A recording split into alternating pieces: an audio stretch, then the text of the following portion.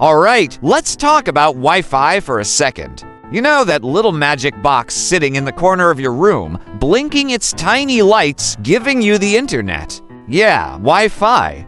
We use it every day. We rely on it to do basically everything from streaming cat videos to fighting off the Wi-Fi gremlins who make our Netflix buffering speeds feel like the 90s. But have you ever stopped and thought, how the heck does Wi-Fi even work? It's like invisible internet fairies are flying through your walls, giving you access to the entire world, right? Well, let's break it down and see how this Wi-Fi thing works, without getting too technical and making you fall asleep.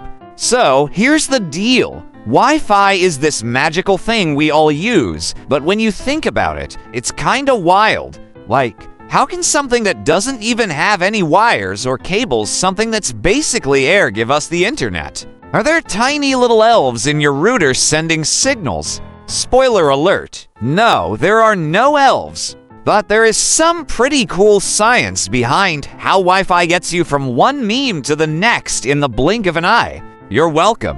What is Wi-Fi? Really? Alright, first things first. Wi-Fi stands for wireless fidelity. Don't ask me why we don't just call it wireless internet. I didn't make the rules. It's basically just a way to transmit internet signals to your devices without needing cables. So, instead of hooking up a wire from your router to your phone, computer, or smart fridge, yes, that's a thing, Wi-Fi uses electromagnetic waves to transmit data. These waves carry the internet signal to your device, and that's how you get access to the World Wide Web. You know, the one where you can find every possible answer to your questions.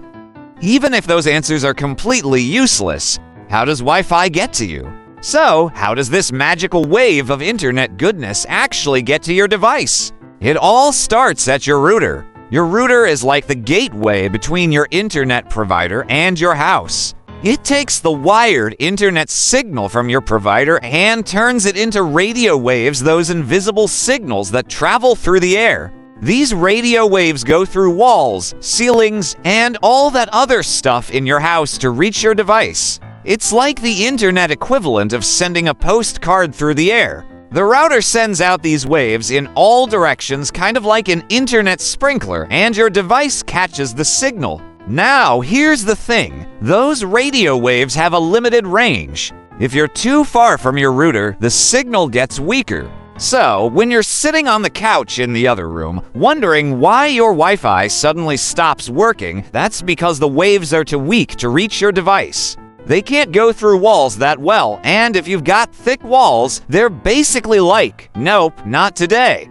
That's why we all have those sad Wi-Fi dead zones in the house where it's like, why even bother? How does the router know what you want? Now, you're probably thinking, okay, cool, the Wi-Fi signal is coming through the air to my device, but how does my router know what I want?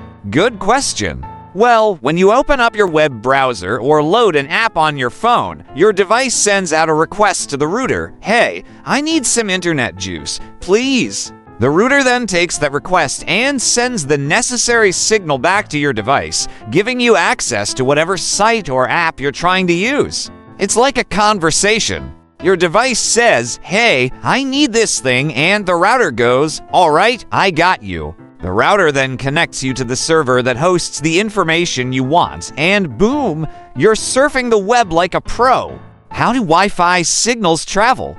Alright, let's get a little tetchy for a second. Wi-Fi uses radio waves, which are a form of electromagnetic radiation. And no, that doesn't mean you're being zapped with radiation like some weird sci-fi movie. Electromagnetic waves travel through the air at the speed of light, and they come in different frequencies. Wi-Fi typically uses two main frequency bands, 2.4 GHz and 5 GHz. These are just different frequencies that the router uses to send and receive data. Now, 2.4 GHz has a longer range but is more prone to interference. Things like microwaves, baby monitors, and even other Wi-Fi routers can mess with the signal, making it slower. The 5 GHz band is faster and less crowded, but it doesn't travel as far. So, if you're closer to the router, you'll get the faster 5 GHz signal. If you're far away, 2.4 gigahertz is your best bet. Wi-Fi versus cellular data. Okay, but what about cellular data? You know, when you're using the internet on your phone without Wi-Fi. Cellular data works pretty similarly, but instead of using a router to send signals, it uses towers and cell networks. Wi-Fi is kind of like the homegrown version of internet access, and cellular data is the on-the-go version. It's like the difference between watching a movie on your couch Wi-Fi versus watching it on a bus cellular data. Both will get the job done, but one is more portable and the other is a lot more reliable at home. How fast is Wi-Fi? So, you're probably wondering, how fast can Wi-Fi actually be? Well, that depends. Your Wi-Fi speed is influenced by things like how close you are to the router, the router's capabilities, and even how many devices are connected to it. The more devices you have on the network, the slower it can get, especially if everyone's streaming Netflix or downloading huge files at the same time. It's like having a party where everyone's talking at once. It's just harder to hear things clearly. But in the grand scheme of things, Wi-Fi is pretty fast. Depending on your router and internet plan, you can be streaming videos in HD, gaming online, or downloading files at lightning speed. Of course, you'll still get those moments when your Wi-Fi decides to take a nap and leave you buffering for 5 minutes. Classic Wi-Fi move. Wi-Fi security.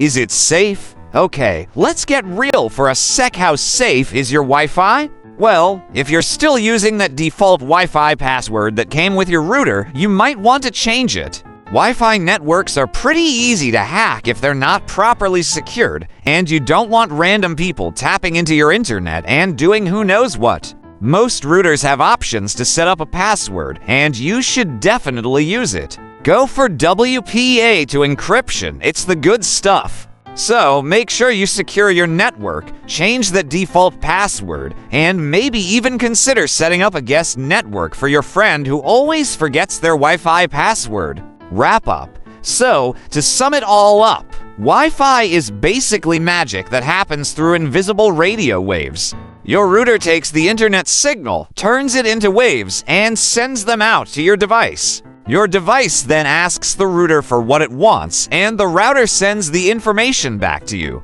It's fast, it's wireless, and it's super convenient unless, of course, you're in one of those Wi-Fi dead zones where nothing works. And you're just sitting there, staring at your phone like, why do you hate me? Wi-Fi. Next time you're streaming your favorite show or downloading files, just remember that Wi-Fi is like the silent hero of the internet. It's always there, doing its job, even if you don't always understand how it works. But hey, now you do. If you learned something today, hit that subscribe button and join the crew. Who knows, maybe next time we'll tackle the mysteries of Bluetooth. Stay tuned for more fun facts on Fun with Facts, where science is never boring and always wireless. Thank you for watching. See you in the next Fun with Facts videos.